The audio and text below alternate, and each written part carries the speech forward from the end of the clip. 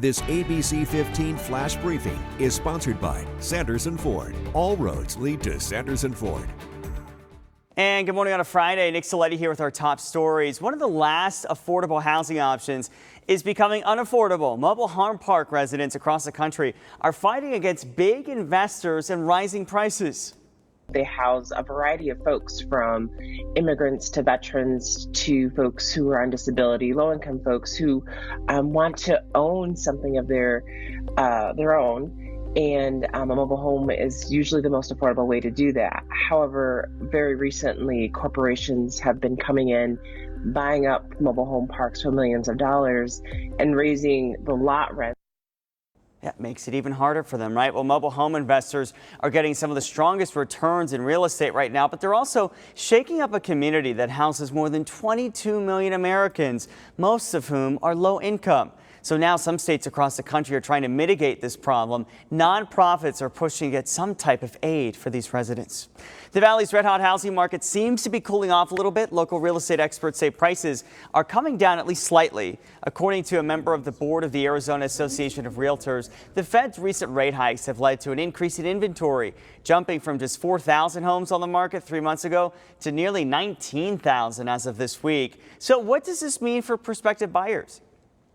Somebody who's not a cash buyer may actually be able to buy a house. And so from a buyer perspective, it's a good time to get in the market. Experts say by no means is the market crashing. They think it's actually normalizing from when sellers would have to pay maybe 10% above asking price. A warning for anybody hiring a contractor for a summer project. Consumer reporter John Matarese looks at ways to avoid hiring a bad one. It was a chilly night last year when fire ripped through Crystal Stewart's home, leaving her family's house destroyed, all their possessions gone. What's it like to come back and see this? It's hard.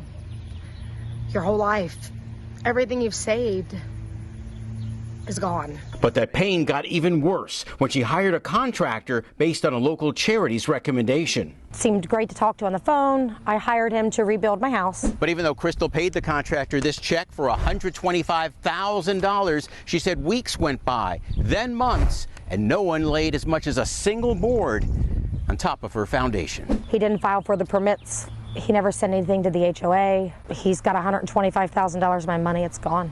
She's now suing him, hoping to recover some losses. So how can you avoid a contractor nightmare like Crystal's? The Better Business Bureau says get every detail in writing, including a timetable for when the work should be done. The contract should also state what happens if dates aren't met. And you want to have what the contractor would be able to offer you. Do you get a refund? Are they going to find somebody else, or is that on you? The BBB's Sarah Wetzel says before signing that contract, get quotes from at least 3 contractors. Check for complaints and reviews. And if their price is low, At the lowest bid may not always be the best. They may be cutting corners. So really make sure that you're even reviewing every bid that you get. Another red flag, asking for the full payment up front. Instead, the BBB suggests paying a third at the start of the project, a third halfway through, and a third when the work is complete. Crystal is now renting until she can recover her rebuilding money. I want my money back. She wants others to hear her story so you don't waste your money. I'm John Matarese. Stepping up to help this back-to-school season, tomorrow Stone Point Community Church in Glendale is going to be giving away 1,000 backpacks filled with school supplies. This is video from last weekend's giveaway where they were blown away by the demand and had to turn people away. So they rallied the community and bought and filled 1,000 more backpacks. They're going to be handing these out starting at 5 a.m.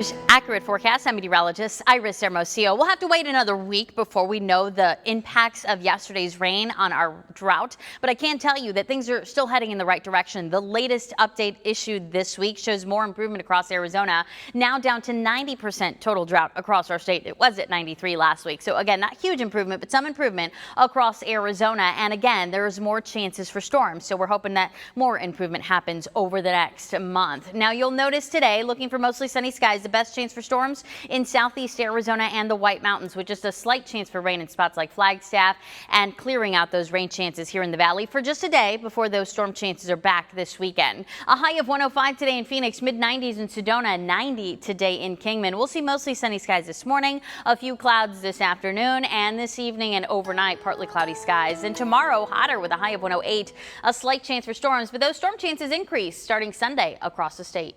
For the latest headlines, weather and traffic, go to abc15.com or just download our free ABC15 mobile app. This ABC15 Flash Briefing is sponsored by Sanderson Ford. All roads lead to Sanderson Ford.